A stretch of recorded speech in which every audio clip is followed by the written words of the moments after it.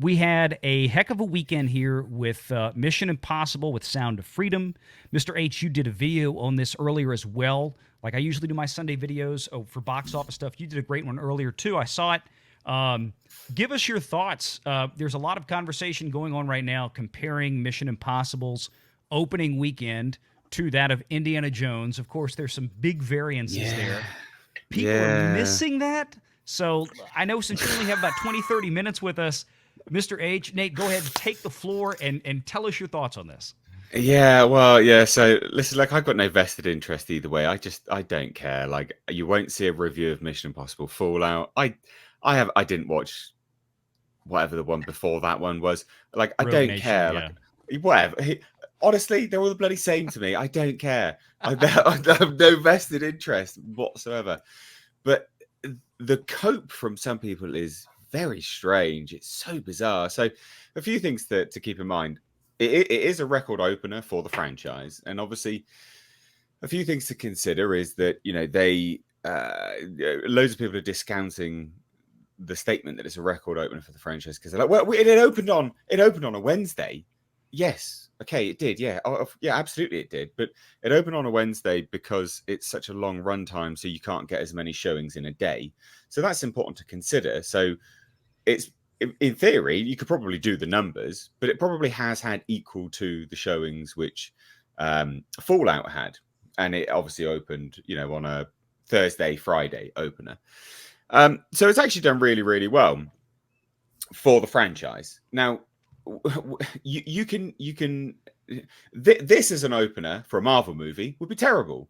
This as an opener for a DC movie would be terrible. This as an opener for the long list goes on. But when it's this property, this isn't alarming. It isn't alarming because you look at the historical box office reference points for this franchise. What do they always do? They always have legs. They always have a much, because loads of people, oh my goodness me, are like, domestically it's a bomb.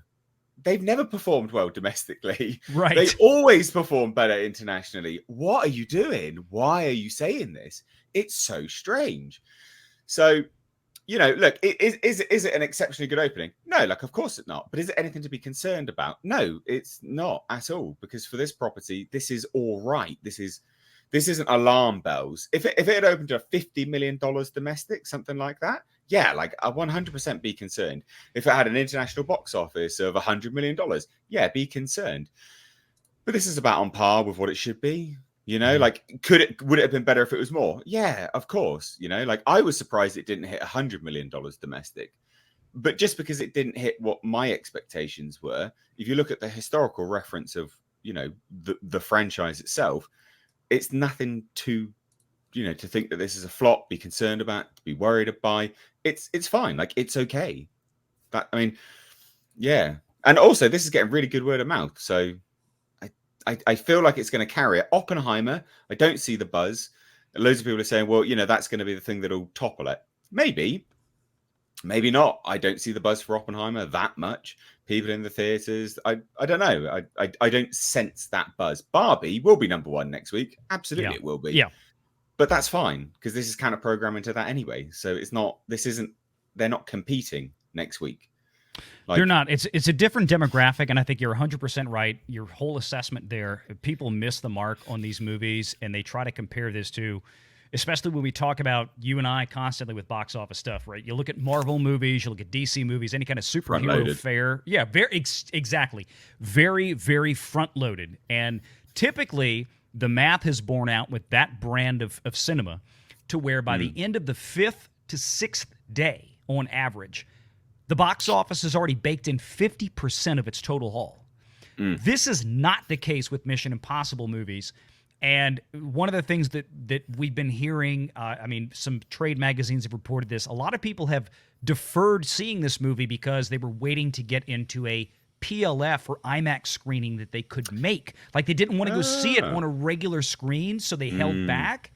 And I think that's very possible with this. And Japan has not even opened. And Japan, huge market. That was a $100+ million market for Tom Cruise last year with Mission Impossible. That did not open. That does not open until Thursday, Friday next week. So Yeah. there's still a lot of leg out here to this film script. Your thoughts on Mission Impossible? Have you seen it? Box office thoughts? So I haven't seen all of Mission Impossible yet. I did get a screener, but I had to stop because I have other obligations. But I will say this looks like it's performing on average for the franchise, a franchise that has been around 26 years ish, pretty Yep. much, Yep. and has also noticeably had significant gaps between sequels. 4 years, 6 years, 5 years, so forth. This is another 5-year gap between the last one, partly due to the pandemic. But the other part, too, is that it's also riding off the fact that it's got a lot of the same people involved with Top Gun Maverick coming back to this one as well. And if people are paying attention, it's probably going to do some legs. Now, I don't know if this will hit $1 billion like Top Gun Maverick did. No, I That'd don't be think so. Probably amazing for a Mission Impossible film. But I mean, I suspect it'll probably have some legs, and it will probably, don't think it's beyond the realm of possibility for it to exceed a 600 million worldwide box office at the end of the day. Yeah, I would agree. I think 600 million is a foregone conclusion at this point with the way these have historically legged out. And one of the things that I addressed in the video earlier today was, I mean, if you look back at Fallout, that film legged out to in excess of 3, I think maybe even 3.5x excess of that. So if we just use a basic 3x leg from here, and we draw this out, I mean, 700 million I think is at least on the table for this film. And of course, with these movies, one of the things that's nice about this is that this is one of the few big franchise films that I can find that still behaves, at least from a business perspective, like traditional cinema in terms of windowing. It gets a big, fat, traditional theatrical window. They don't go drop it on streaming in 45 days.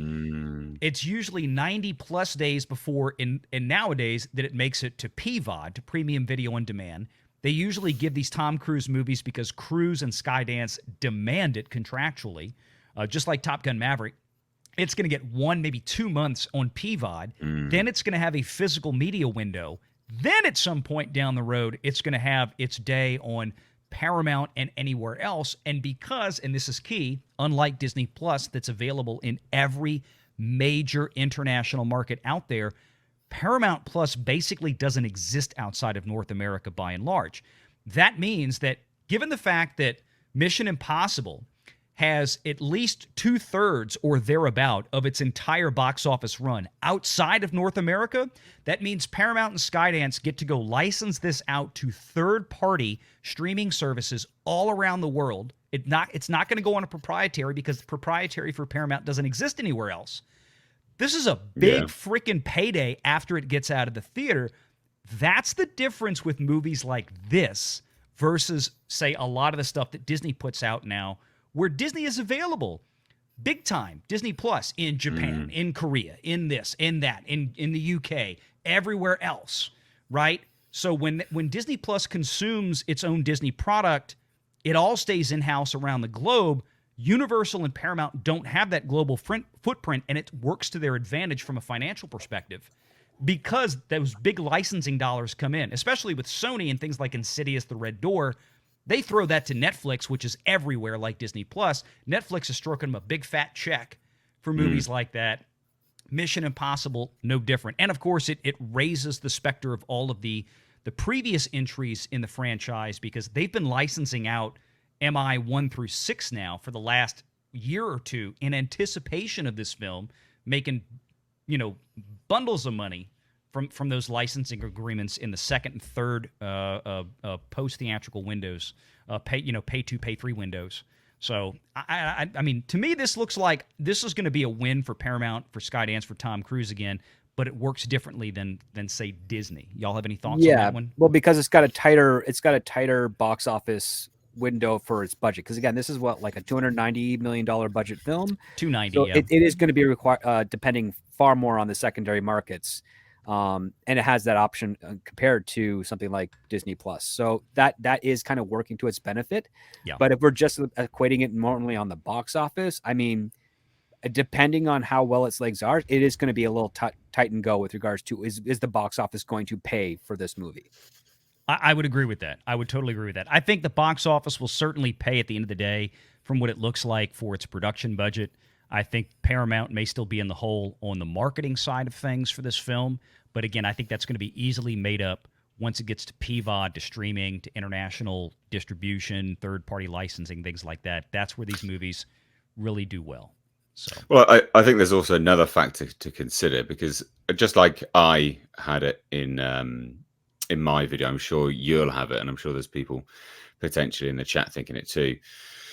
You're a hypocrite because Disney, these budgets, we know this won't break even. Sure, fine. Well, let's break it down a little bit differently then, right? So, looking at it, if it was to do $700 million, is that break even? No, it's not. The main issue that breaks even for its production budget, right? Which that's Skydance.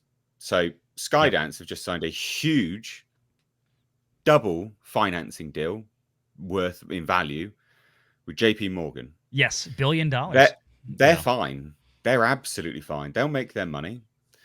And all that'll happen is the distributor, so it's the marketing side of things, which is, I would assume, is just Paramount, in fairness. It's their marketing budget that they're putting to it. Maybe a little bit of Skydance, but it's predominantly going to be Paramount. And it's them. They have to start footing the bill for the marketing, which, yeah, sure, that's an issue. But from a production side of it, they're not going to care. They also have part 2 to look at as well. So in terms of the projections, because a lot of people are saying, well, it's doing less than expected. Okay, well, the expected was $90 million domestic, and then it was adjusted to 78, and then it came in at 80. So, and those are still estimates, though, too, Mr. H. I mean, we won't get finals until at least tomorrow or Tuesday. Exactly. So, I mean, maybe it's a few $1 million more or something like that. But right. You know, at the end of the day, you can be as pedantic as you want on it. You can be like, well, it didn't reach expectations. Well, which expectations are you talking about, mate? Which are you referring to? Really, this is are you a glass half empty or a glass half full chat when you're looking at this perspective? And then there's the other side of it, is that ultimately Skydance and Paramount won't be viewing this movie as a singular film on all of this as a business venture. They will be looking at it as twofold, part 1 and part 2. And I think that's important to consider. So then they obviously film part 2 or filming it now outside of, pandemic. That's going to bring the cost down massively. I can't imagine the budget for part 2 is going to be anywhere near this one. So they only have to do similar figures, and then they would have gone into the profit that they were looking for. And then factor that into the secondary markets that you equated to as well, and they're fine. It's not the same as Disney. Disney foots the bill for everything. So when they have a bomb like Indiana Jones, they're unequivocally screwed. Yeah. Like it's no one else footing the bill. They're $300 million in debt now. They're wrecked. So, I just thought I'd add to that as well, because I think it's important to consider. No, I think you're spot on. Now, I will say a figure I saw, and I don't have the article here. I'd have to go dig for it. But there was, I believe this came directly from Paramount, because they were so exuberant about this movie and the follow-up part 2 that they kind of spilled the beans and said that they had the gross spend on these Dead Reckoning movies 1 and 2 was somewhere close to $800 million.